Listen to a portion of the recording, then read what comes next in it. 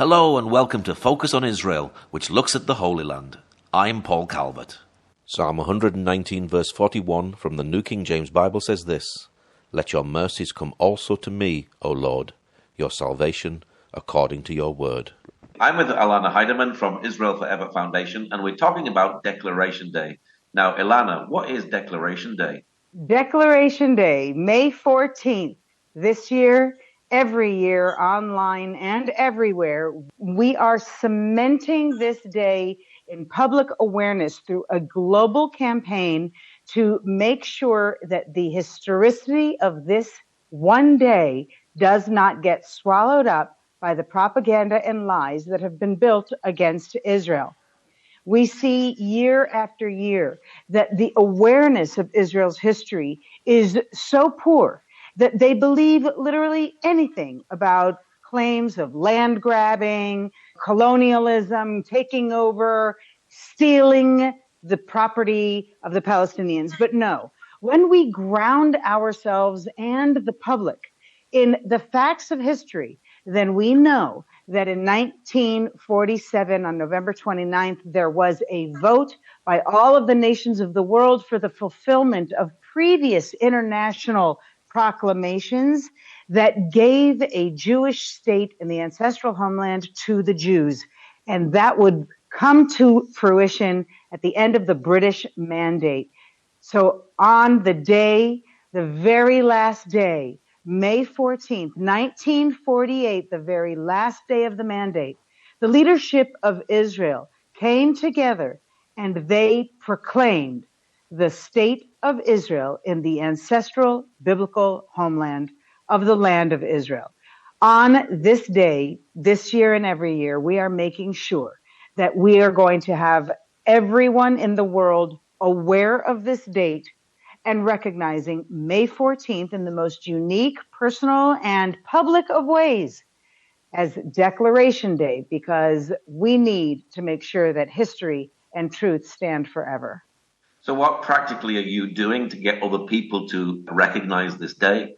This campaign has been growing over the years. What started as a social activism through social media initiative grew into diplomatic events that were taking place in Jerusalem for the last 4 years.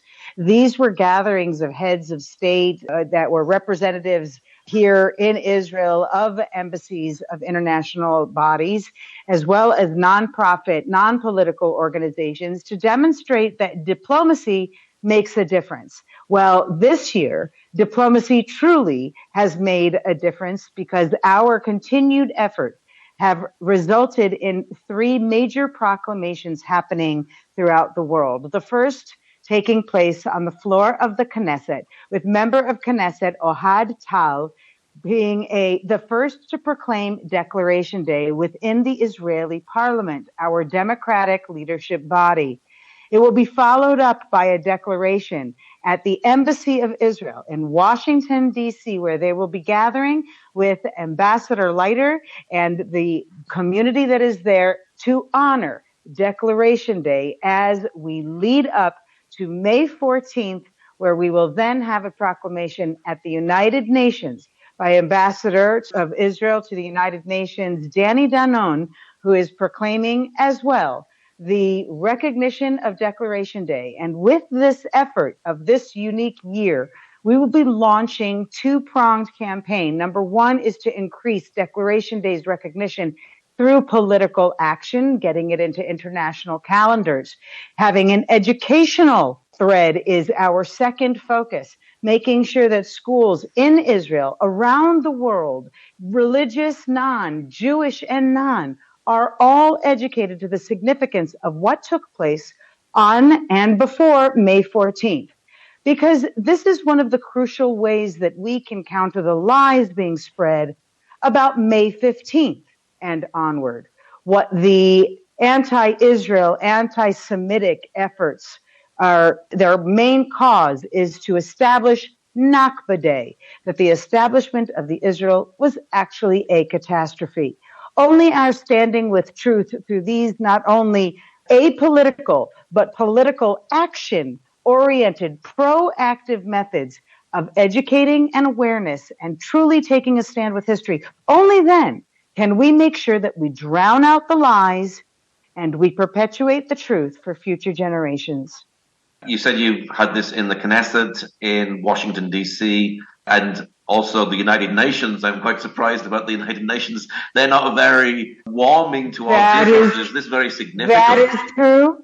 That is true, and we do not yet have this on the United Nations public calendar, but that is a goal. In the meantime, Ambassador Danon's recognition, this is a first of many steps to help make sure that we are joining our voices for a united, proactive cause. Such efforts like these have existed in the past. One was for the establishment of the International Holocaust Remembrance Day on January 27th to commemorate the day of the liberation of Auschwitz. It was selected as a universally relevant date because it reflected not only the Jewish suffering and persecution that took place during the Holocaust, but it also gave an international potential for approach and memory that complemented Yom HaShoah, Holocaust Remembrance and Heroism Day, which is in April, it usually falls on, and it's according to a Jewish date on the Jewish calendar. Most people don't recognize that date when they're not a part of the Jewish world. So establishing an internationally recognizable date on the secular calendar has made a very important difference over the last 20 years for Holocaust remembrance. The hope of Declaration Day is that we will be able to recognize the importance of this international alliance with the historical truth. The more we protect it, the more we teach it, the more that we can make sure that people do not see the creation of Israel as simply a miracle for the Jewish people. No. Instead, it was the fulfillment of international law that had been set in place for 30, 40, 50 years even prior to that, so many steps that required diplomacy and activism and never once deteriorated in any type of force and the type of demonizing lies that the anti-Semites spread about the Zionist movement. No, the Zionist movement was one of pure integrity, and Declaration Day actually reflects that integrity with great power. It's our responsibility to use that power for the sake of good and make sure that more and more people understand the history and therefore become activists for the truth. So how can people all around the world stand in the shoes of David Ben-Gurion and declare their support? Well, actually, we have a background that anyone can download and use as their own background to stand next to Ben-Gurion and make their own declaration, because we know that people love to have creative ways to make reels and shorts that will help them in their own social media activism. So we really are encouraging as many people as possible to make a reel, to make your declaration, make a statement, and make sure to use the hashtag Declaration Day, and come visit declarationdayisrael.com, where you'll be able to see the many different ways that you can make a difference, including hosting an event, whether big or small. We even have an exhibition that has been expertly written and curated for any presentation in any public or private space even. It's really a wonderful resource. Another way that we're encouraging people is to sign our petition, where we are trying to make sure that this international recognition happens. The signatures count. So your voice matters. And some of the most creative ways that you can make a difference don't have to be out loud. They can be in your home. You can decide together to use one of Israel's Forever's resources of the Declaration of Independence text and a series of discussion questions, because these are the ways that we engage with the text of history, with the values and the ideals that are represented in the Declaration of Israel's Independence. It encompasses the entirety of history, the entirety of vision, the entirety of the integrity of our army. And then one will know that the lies spread about Israel are indeed lies. One need only read our Declaration of Independence. One need only read Jewish prayers to be able to confidently say they will stop at nothing to come up with lies about the Jews and about Israel.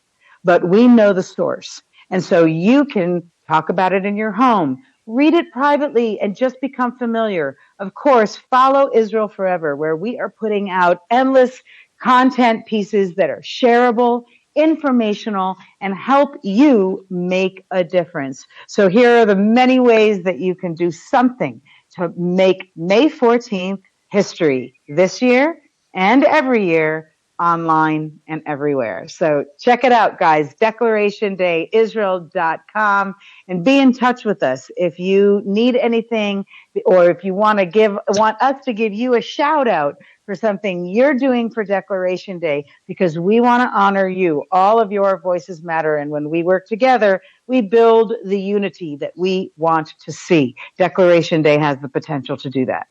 Are you getting many people from all around the world supporting this, and are many Christians supporting this as well? Oh, absolutely. This is definitely an international, interfaith endeavor. This is not just about recognition within the Jewish world, because, as I said, we have that with Yom HaAtzmaut. What we need is, if you ask even many Zionists, you say, what's May 14th? Many don't realize the importance of that secular date. It is essential that we spread it. So are we getting interest? Yes. We have some schools, congregations, churches, all sorts of the Indigenous Embassy, which is in Jerusalem, who's joined as a partner. We have all sorts of organizational partners as well who are helping to make sure that we are able to spread this initiative far and wide, and more people can be aware of not only the importance of May 14th, but also the importance of making it publicly aware, publicly active, and this is how we make a proactive difference. I will say also about some of the Christian partners that we have grown. Some of them have even added it to their prayers for May 14th, creating a unique prayer for the state of Israel, created on this day, just as on Yom HaAtzmaut we say this prayer for the state of Israel. So too, on May 14th, we can say this prayer and be grateful for the gift of God that he has given not only the Jewish people, but all of humanity. Of course, Israel isn't just 1948. Israel is biblical. And we can go back to the very book of Genesis, where we see the promises of God talking about giving a land as an eternal covenant. So it's not just 1948. There's a huge thousands of years history for the nation of Israel, isn't there? And that's why Declaration Day has such value, because all of the 2,000 of years of history has been kind of squashed into the modern day rhetoric of Palestine. But when you look at this ancestral past, you're able to see the lineage that connects the Jewish people of today with the ancestral biblical homeland. It's very important in a time when people are fighting for indigenous rights, that it is recognized that the Jews are the indigenous people of this land, and that this is where the Jewish nation was born.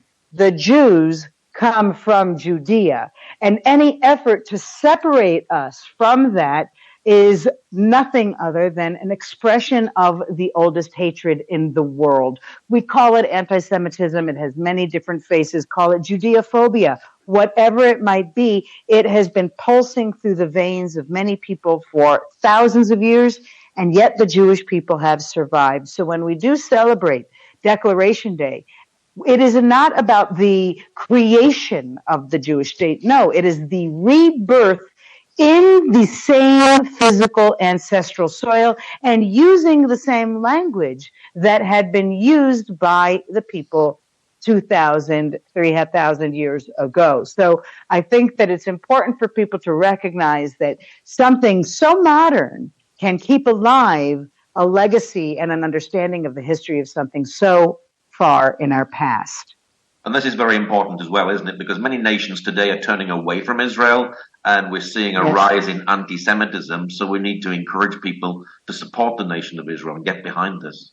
and to see its positive value in their own existence, to see that it is a shared value because they're being told terrible lies about Israel. They say that's not behavior. Those are not policies that I align myself with. But actually, if one were to look beyond the headline, then yes, you would be able to see that it is the behavior of Israel, of our leaders, of our military, that we actually represent the very values that some of these social justice activists claim to be fighting for.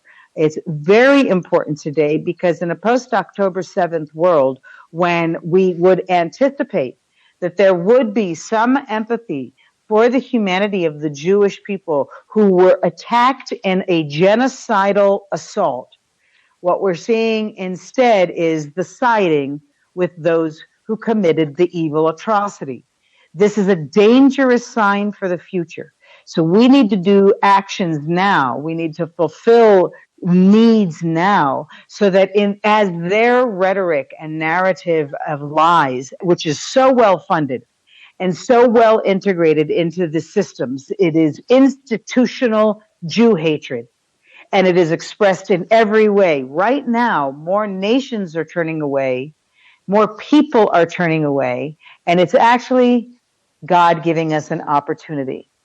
God is telling us that there are those who will increasingly turn their face away from Israel because they are joining the fight of evil.